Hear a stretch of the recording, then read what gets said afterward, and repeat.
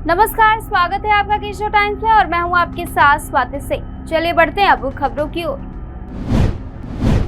आने वाले कुछ महीनों में बिहार में विधानसभा चुनाव का बिगुल फूंका जाना है, जब 243 सीटों पर बिहार की जनता तमाम सियासी पार्टियों के किस्मत का फैसला तय करेगी, लेकिन सत्ता की चाबी किसी एक को ही मिलेगी। लिहाजा पिछले एक साल से ही लगातार यहां सभी पार्टियां अपनी अपनी बिसात बिछाने में लगी हुई हैं, जिसके चलते सियासी उठापटक और फेरबदल भी देखने को मिल रहा है। वैसे बीते साल हुए लोकसभा चुनाव से पहले 2023 के खत्म होने तक ही हो चुका था, लेकिन जब से 2 दशकों से बिहार के मुखिया की कुर्सी संभाल रहे जेडीयू चीफ नीतीश कुमार ने आरजेडी और इंडिया गठबंधन से अपना नाता तोड़ एनडीए में घर वापसी कर ली है और फिर लोकसभा चुनाव में किंग मेकर की भूमिका अदा करते हुए बहुमत से चूंकि बीजेपी को समर्थन देकर एनडीए की सरकार का अहम हिस्सा हो गए हैं। हालांकि तब से लेकर अब तक कई राजनीतिक बदलाव हुए हैं। वहीं कभी सीट शेयरिंग को लेकर तो कभी सीएम फेस को लेकर लगातार खींचातानी की खबरें देखने को मिल रही हैं। ऐसे में अब इंडिया गठबंधन के दलों की अहम मीटिंग पटना में हो रही है।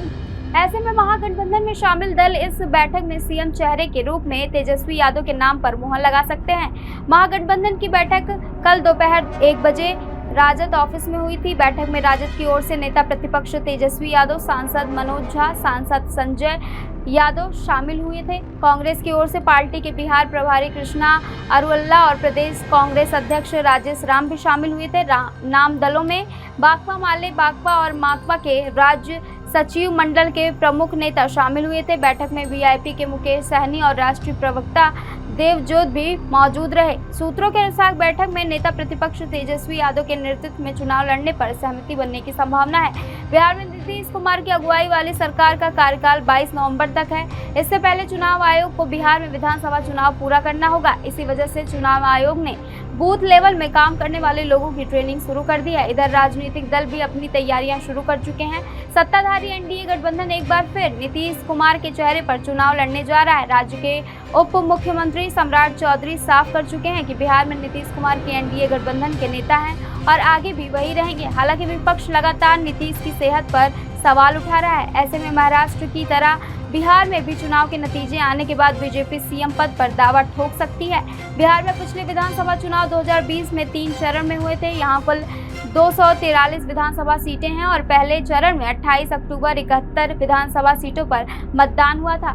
2020 विधानसभा चुनाव में राष्ट्रीय जनता दल 75 सीटों पर जीत हासिल करने के साथ सबसे बड़ी पार्टी बनकर उभरी थी। वहीं बीजेपी को 74 और जेडीयू को 49 सीटें मिली थी। बिहार में बहुमत का आंकड़ा 122 है और एनडीए ने बहुमत हासिल कर सरकार बनाई थी।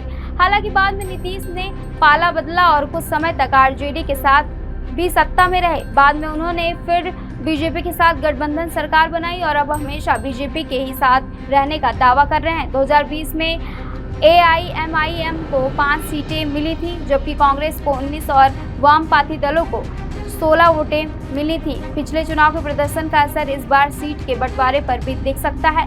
आज की खबर में बस इतना ही। ऐसे तमाम खबरों को जानने के लिए जुड़े रहिए केशव टाइम्स के साथ।